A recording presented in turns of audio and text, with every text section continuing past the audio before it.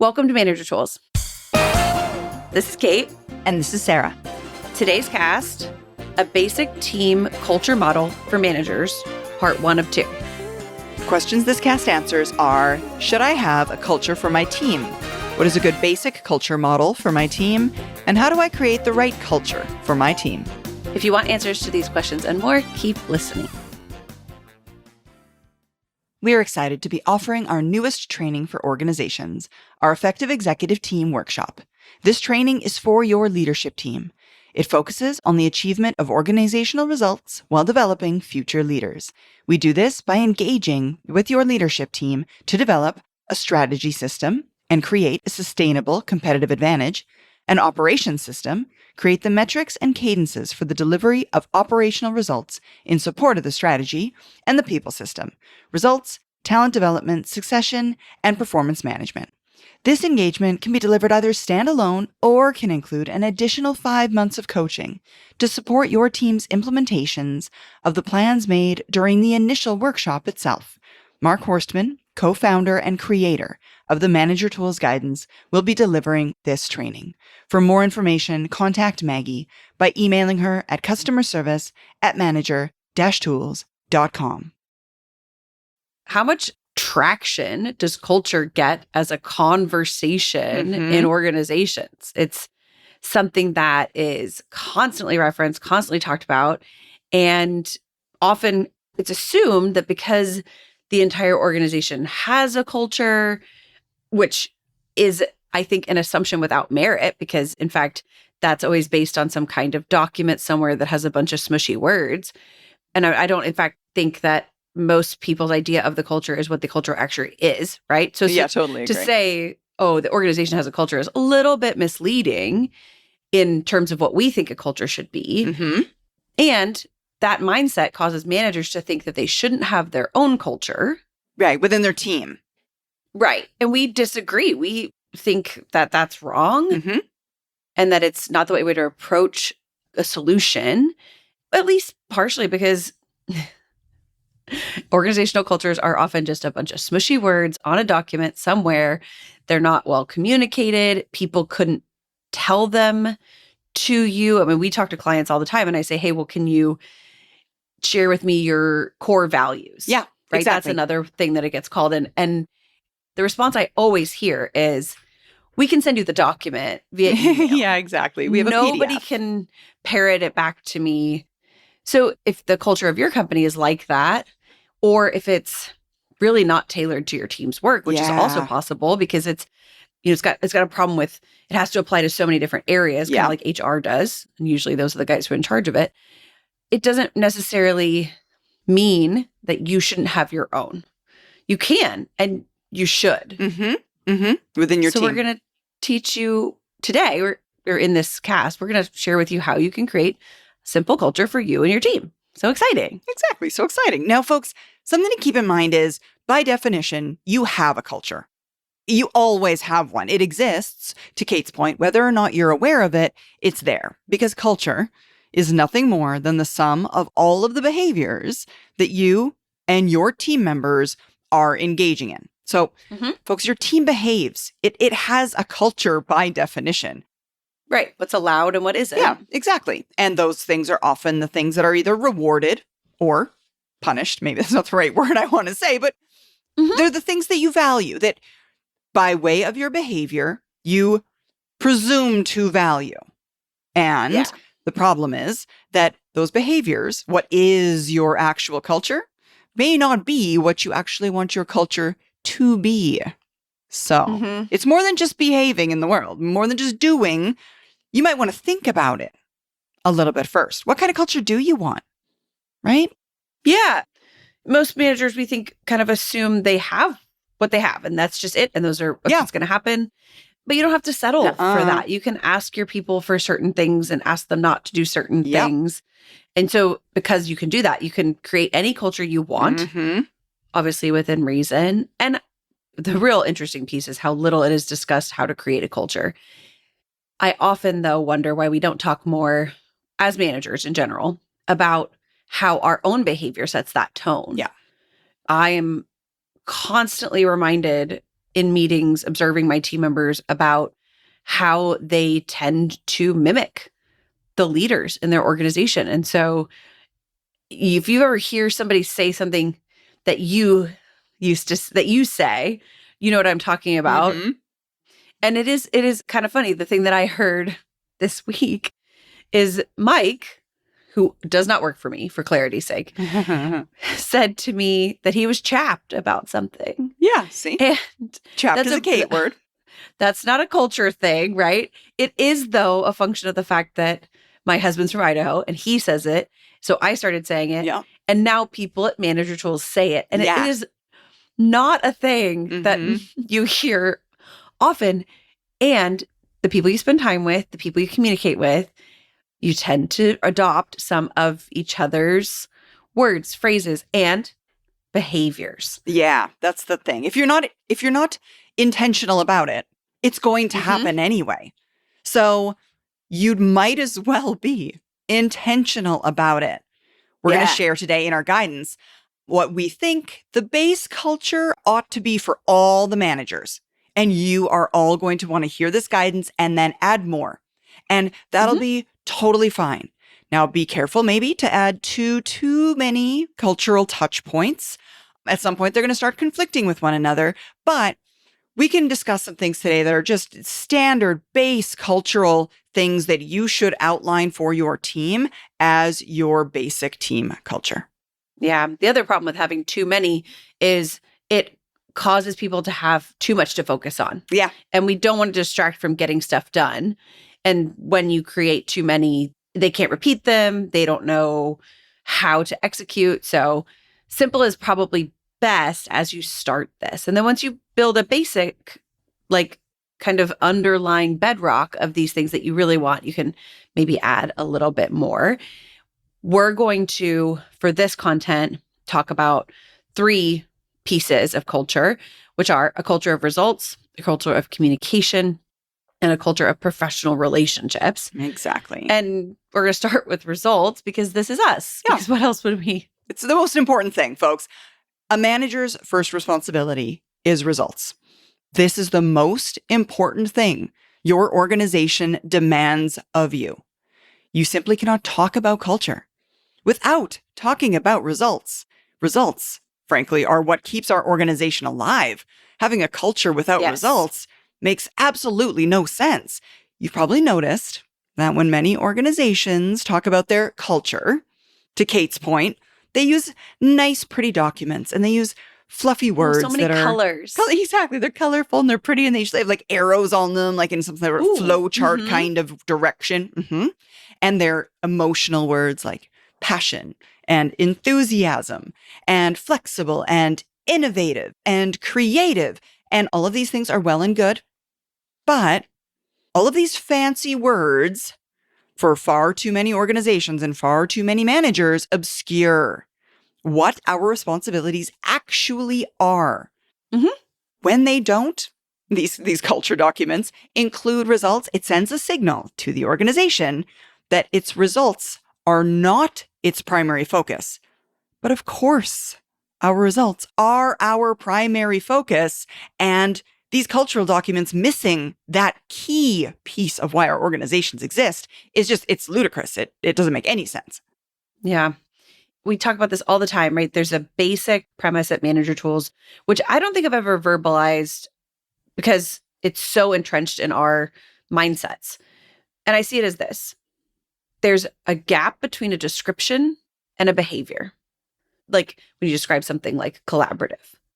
This gap exists for almost all the things I hear from people when people communicate, if it's via a core values document, if it's via a description of somebody, whatever conversations we're having, again, via printed documentation or signs on the wall, communication, signs on the wall. Yes.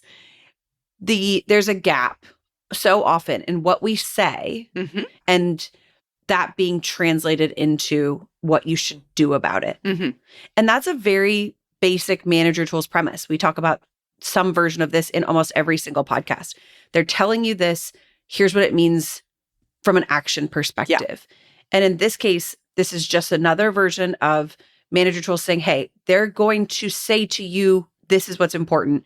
And you have to distill that into something that you can use, see. You have to make it into a set of steps. Effectively. Like, do this, do this, do this, do that. And I don't believe at all that organizations mean with their culture statements to obscure the focus on results. We don't believe that that's true. In fact, what I think probably happens is a bunch of happy people get into a room and they say a lot of things about how they want people to act at the company. And then somebody smushes 6 of those or 12 of them together and creates categories. And okay, while that's one way to do it, again, they're not trying to obscure results, but it's been our experience that culture becomes like a separate thing. Like, it's not just we created these categories and it's a bunch of different things. It's also almost like it's assumptive that, of course we'll hit our results. Well, that's underlying. Like, we don't need to talk about that. That's just a given. It's, again, I imagine this, I've made up this meeting in my mind of this HR meeting of where they make the smushy words. And it's almost as if HR doesn't feel responsible for results. The people making this beautiful sheet of paper don't feel responsible for results. And to some extent, I'm not going to suggest that they're wrong. I mean, they're really not responsible for results to an extent, right? If you're in HR, that's not your focus necessarily. Now, there's revenues and you could say, well, that's not actually true, Kate. And of course, I'm sure some HR person will come for me and say, Kate, you obviously don't understand HR. And that's probably valid. The purpose of these documents is not ever to have a discussion about what the results are. Exactly. That's when I've seen it happen. It's like, they're not like, they don't come together to say, okay, what are the most important things? And it's almost like they start with, this stuff is already happening. So let's talk about the human side of it. I think we can all agree it is not safe to assume that this stuff is already happening, all bunny ears around that, and assume that one of the things that is already happening, bunny ears, is results. Exactly. And if you're a manager, you know that because some years results aren't happening. Not to the extent that we'd like. So they're separate almost. And they should, well, again, this is another place where HR and what the company's providing you is probably not inclusive of everything you have to do. Because again, they can't have all that purview. And so you have to start with, okay, we have this paper, but also we have this. That's the thing. And it has to be results. It has to be results. And folks, the risk here is that you as a manager take your eye off the ball. You read their fancy, pretty document. You don't see the word results on it. And you think that that's the only thing that you should focus on. But you can just imagine that in an exit interview, you saying, well, I was really focused on the culture of the organization, but didn't hit any of my results objectives, that they would say, okay, well, dude, you missed the point. Like, that's not right. That was above and beyond. That was assumptive. We didn't say that. No amount of defending the culture document will ensure that your job is taken care of, which is why the culture document must have in it results. Folks, you probably have heard us say this before. If you haven't, you should know this information to be true. An organization's culture is nothing more than the sum total of all of its behaviors. A company can proclaim its culture with a bunch of fancy words and a document, but in the end, it all comes down to serving society, which is measured in operational results. Trust us when we say that a company that is not performing will not get a pass just because its culture is applauded. You have to do them both. This is timely, but one thing that comes to mind is that companies provide like stuff for babies and kids, right? Sure. That's a wonderful thing to do. They will still go under. If they are not profitable. Exactly. Like, sure, you make diaper cream. Cool. The world needs that. You didn't make a profit. You will not survive. Right. That's exactly it. Whether or not what you're doing is something that the world needs, unfortunately, one of the ways that gets measured is in continuation of your ability to do it. And that relies That's upon the thing. you being financially stable. Right. Now, again, somebody's going to come for me and say something about startups. And I'm going to say, dude, nice try. Right. So there's that. You can create a beautiful culture that people love working for your organization. But if we, the consumers, don't buy anything from you, you won't be able to pay those people. And I assure you, the people that work for you don't want the job if it turns into a volunteer position. They don't. They love your culture until the implication is, oh, you're doing this for free. They're like, okay, no, you know what? Never mind. I loved the culture. They won't give me a basket. I'll go there anyway. Yeah. Because they'll pay me. Yeah, no. That's what jobs are. That's what work life is. That's what organizations do. Yes. And conversely, if the company does well, then other companies strive to emulate that culture. Yeah. And we were just talking about this morning a little bit about companies who have a why behind what they do. And they have that why, and that's fantastic. And again, if you're good at it, guess what? Other companies want to be like you. Having a why won't do anybody any good unless what you're selling is bought. Like, it's just not going to work, right? Exactly. Because you're going to fail at your why the minute you start to run out of funds. Exactly. And this is where it gets turned around, right? In terms of the company, is if a company tries to emulate another company and their culture, because of their culture, what they're really doing is acting as if culture drives results. Right. And unfortunately, not. Not necessarily. Not necessarily true. It's not a causal relationship. Right. Culture can only drive results if results are a core part of the culture and not simply something that is assumed. Exactly. That is exactly it. A lot of New Year's resolutions are about breaking bad habits or taking things out of your life, like weight or debt. However, some common resolutions are about self-improvement, like learning a new skill. This year, learn how to be a great manager. Our Manager Tools license provides you with all the tools you need to be a better manager. Plus, you'll skip the waiting list on all training events and have 24-hour-a-day, 7-day-a-week support from the Manager Tools chatbot and our team of professionals. Learn more about how we can help you achieve your resolution this year by visiting us at manager-tools.com/licenses. So, as a manager then, how can we instill this culture of results? Well, believe it or not, as simple and basic as this sounds, you don't have to explicitly say that your team or organization will have a culture of results.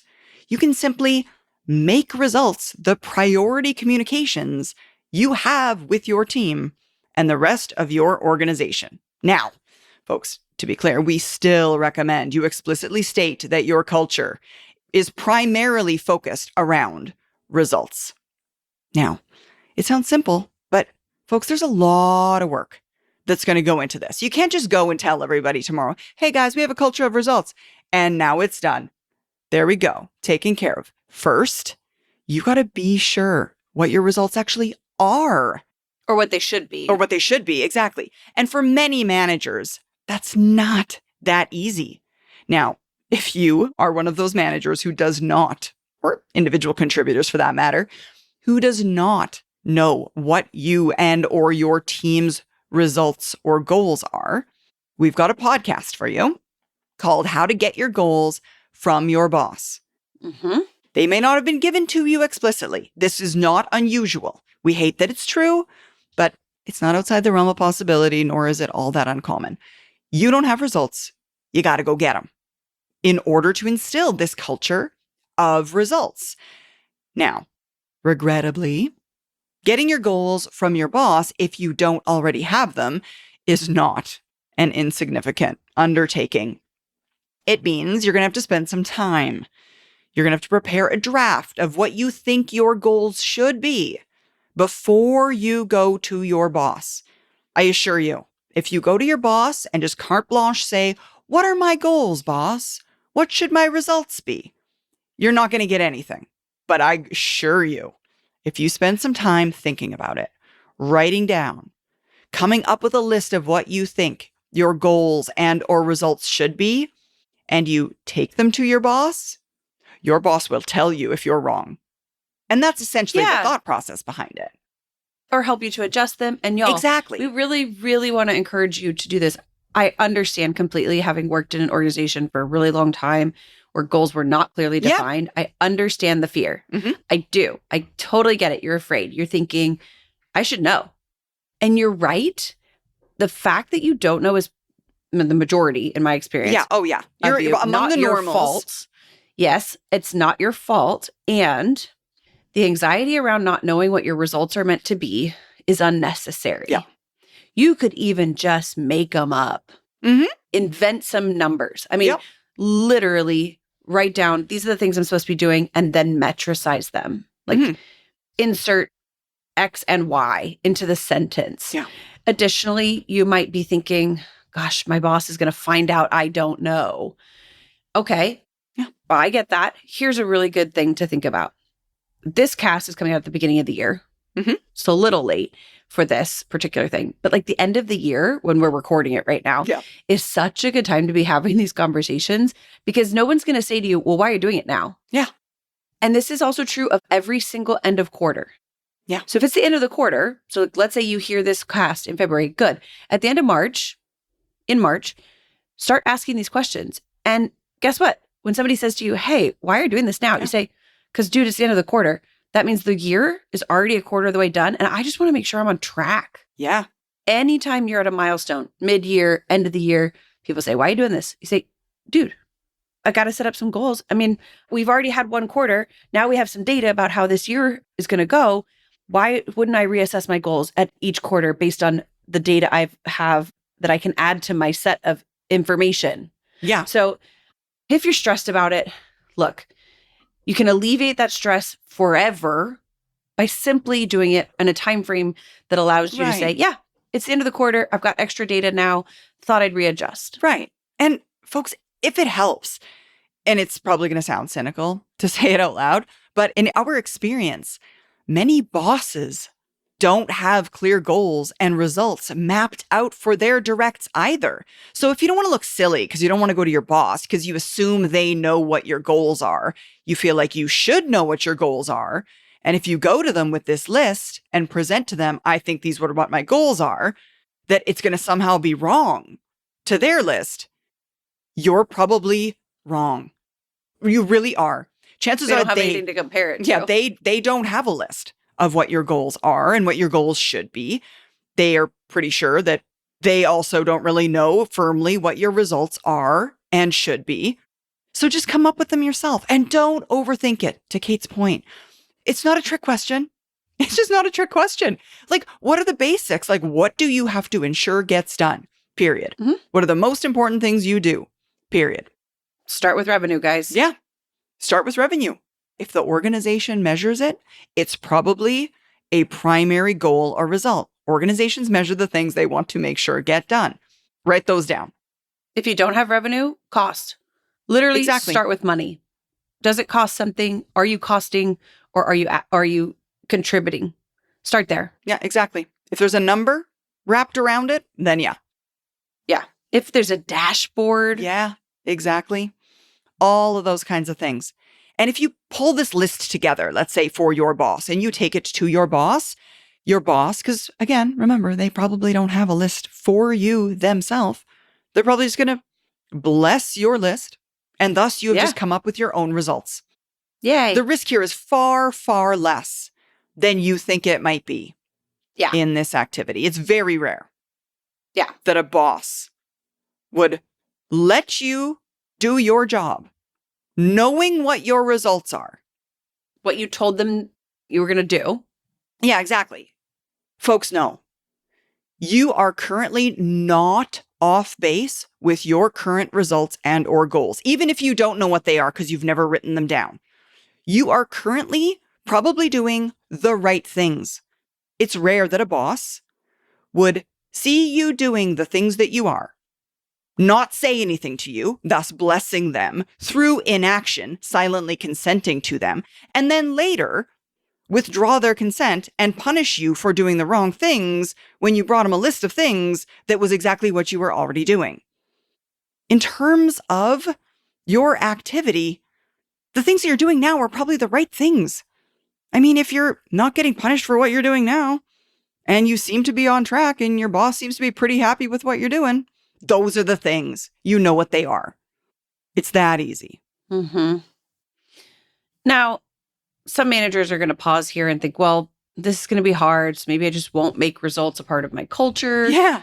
Or even worry that my boss will hold me accountable. He never really has before. Dude, that sounds great. Yeah. It's an enticing offer. The problem with it is that at the end of the year, neither you nor your boss will have any objective measures upon which to grade you or your team's performance. And there really should be something metricized enough for us to be able to say yes or no around, did you make your goals? Once I got a performance review and the goal for my next year was to get more technical. Oh, okay. Now, if I'm being nice, I would mention that I had only been in the role 3 months. And so it was a very short time span to be basing a review upon. However, it was a rampant problem and it lacked clarity, right? It's not metricized. It's not an objective measure. And so for 3 years, I had the same goal on my review. And every year I would get a new manager because I was in a matrix organization. And by the time I got to the new manager in the review, their perception of what would achieve that goal was different than what the previous manager had thought. And then because of that, I would bring them what the previous manager had asked me to do. And they would say, oh yeah, this isn't this isn't technical, Kate. And so I've just spent 3 years doing a bunch of work that somebody, in January would tell me to do. And by the time the checking of the box came around, the new person would say, oh, that's not what I would have asked you to do. Because it wasn't objective. It wasn't behavioral. It could have been done any number of ways. And I tried many different things to take it off my review.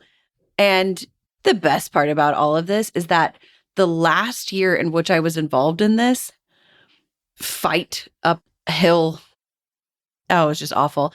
The last year, my role included designing and assessing the design mathematically of parachutes for air launch missile defense systems.